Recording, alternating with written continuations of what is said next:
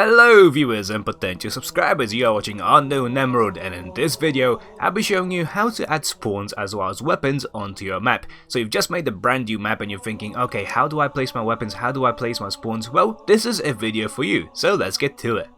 Everything that I'll be covering in this video will be found in the gameplay tab, so if you go to your object browser, you go to gameplay, you have things like audio, equipment, game modes, for which by the way there's a video on my channel, so feel free to check that out if you want to set up game modes onto your map, match flow, nav mesh, player spawning, etc. So for now, we are going to focus on player spawning.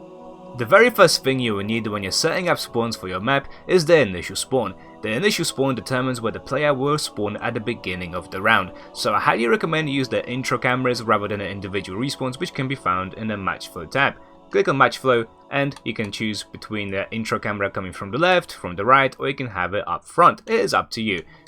For a 4v4 mode, you of course are going to have two teams. In this case over here I have team 1, which is Eagle, and then team 2, which is Cobra. The way you determine the team is just setting up right below the labels, so if you go to the labels on the gameplay, on the object properties, you just scroll down a little bit and you set up the teams over here.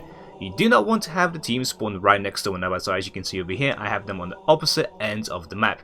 You definitely do not want them to be right over here on one side and then this team over here to be right next to one another, because if they spawn, well, they're going to be facing one another straight away, and you do not want that to happen. When you initially spawn on a map, you want to give people options. So if I spawn down here below the hill, I can choose to go straight and fight, or I can drop down over here, I can go to the right and pick up a weapon, I can do a variety of things. However, if you force people to spawn in close proximity, then they're just going to fight it out and then respawn randomly around the map, that's what you want to do, then go for it. However, I highly recommend you have teams spawning on the opposite ends of the map to prevent that from happening.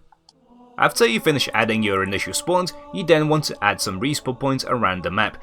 The respawn point determines where a player will spawn after they initially die, and these are found under player spawning.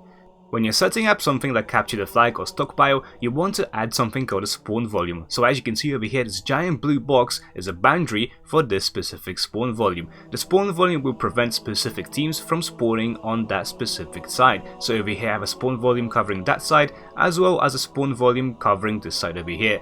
When I go to the object properties of the spawn volume, as you can see I've got it set to team 1, Eagle, and I have disabled the spawn points for that specific team. That means that my red side over here, the red side being Eagle, cannot spawn on this side over here, so only blue side can spawn on that section. This is why I have a spawn point for Eagle on that side, and spawn point 2 is set for Cobra on this side over here.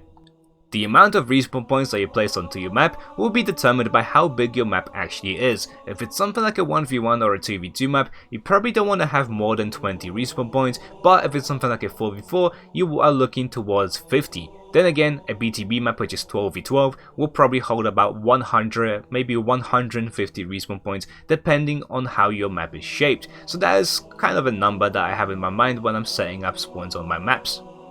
Let's quickly take a look at how to set up your spawn points for free-for-all. Over here I have a single initial spawn point, and those can be found under player spawning.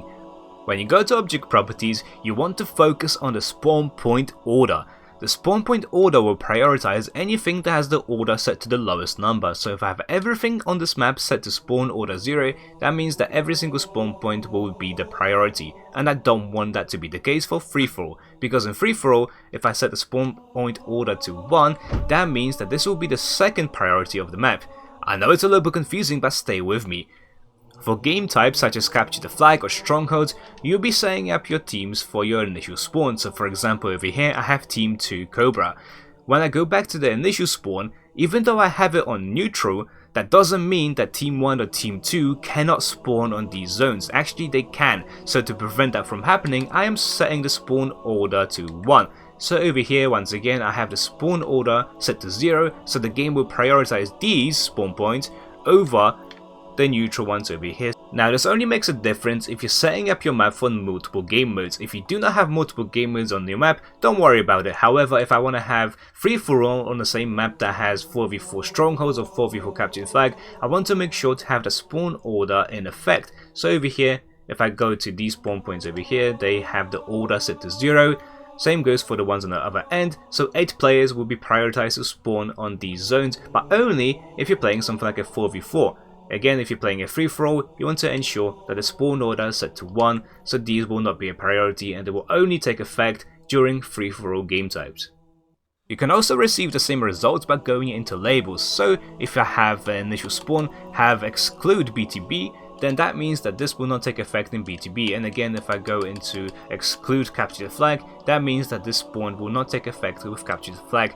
But if you have about 10 game modes on your map, then that doesn't really work anymore because labels only have 4 labels, so if you have more than 4 modes on the map, then that doesn't really work anymore. I wish we had more labels, and labels are a little bit glitchy at the moment, so not recommended.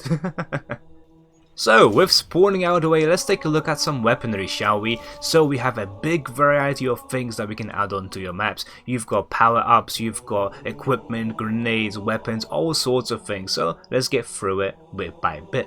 Let us begin with power equipment. This includes things such as rocket launchers, sniper rifles, skewers, active camo or overshields. You don't want to have more than 3 or 4 of them on the map if it's a 4v4, and you also want to make sure to spread them out evenly across the map. So for example, if I have a rocket launcher over here, a sniper rifle there, and an overshield or active camo over there, that means that this area of the map is going to be very popular and your players are not going to be visiting areas of the map where the power weapon is not present. And also if you have more than 4 weapons on the map, that means that there's not really going to be a focus anymore and there are going to be too many positions to control at all times, meaning that the gameplay will become unbalanced, so just keep that in mind when you set up the power weapons. Similar rules are going to apply to your standard weapons, things like battle rifles, commandos or needlers.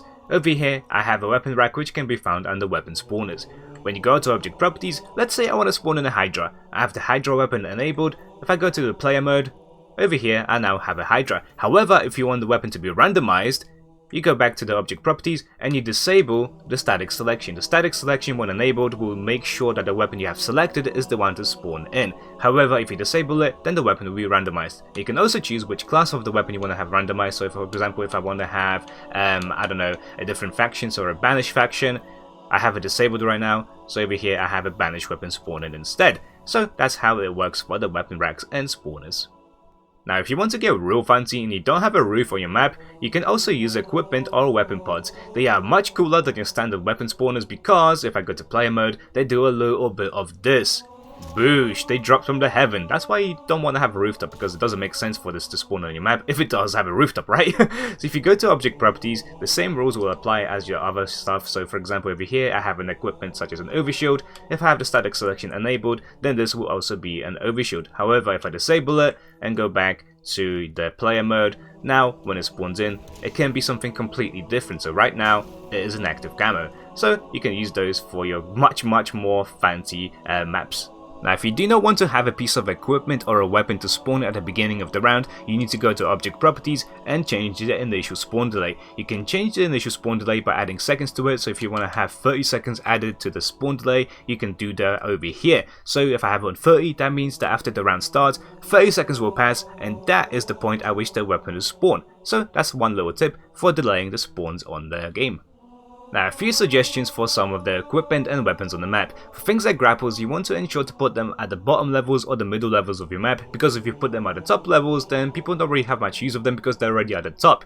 For a weapon such as the energy sword, you don't want to be putting it on a map that is extremely close quarters, otherwise this becomes a powerhouse and way more powerful than even something like a rocket launcher.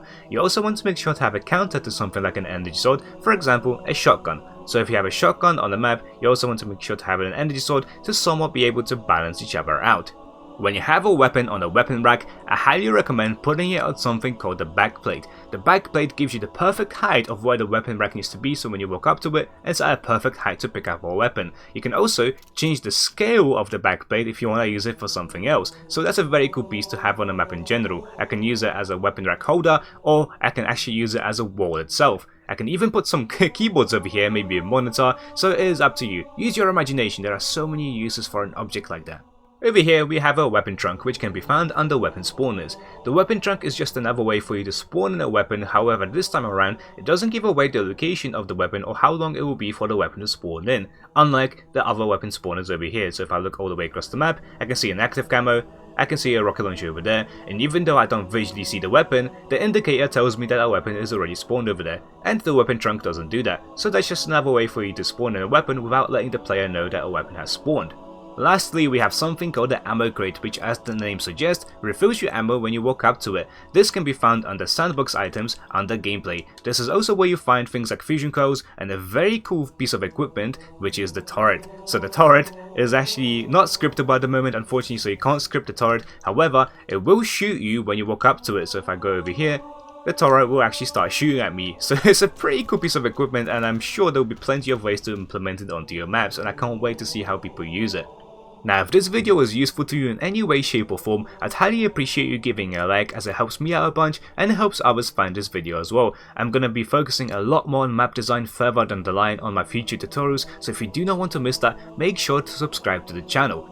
I'm also going to start uploading some of our custom game videos from our game nights, and if you want to participate in those, there'll be a link to my Discord in the description below where we organize those. I also have a Twitter account where I post updates, as well as a Twitch where I actually stream some of my Forge maps, so if you want to join any of that, the links will be in the description below. Once again, thank you for watching, and I'll see you guys next time, so see you